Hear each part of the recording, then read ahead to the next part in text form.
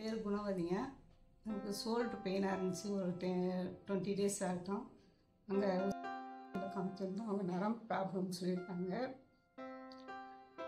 அது சர்ஜரி பண்ணால் தான் சரியாகும்னு சொல்லி இங்கே பெங்களூர்லேருந்து டாக்டர் சஞ்சித் சார் வந்திருந்தாங்க. அவர் வந்து பண்ணி சர்ஜரி பண்ணி ஒரு 2 டேஸ் ஆகும். பரவாயில்ல, வலி எதுவும் இல்லை. இதுதான் வந்ததுனால டாக்டர் மன்பிரீத்தும் டாக்டர் சந்தீப் சாரும் சர்ஜரிஸ் பண்ணாங்க. அதில் இப்போ கைஸு நல்லா சரியாயிருக்கு. அப்புறம் நல்லா வாக்கியிருப்பாரு. பெயின் எதுவும் இல்லை. நல்லா வாய்ஸ். Thank you sir.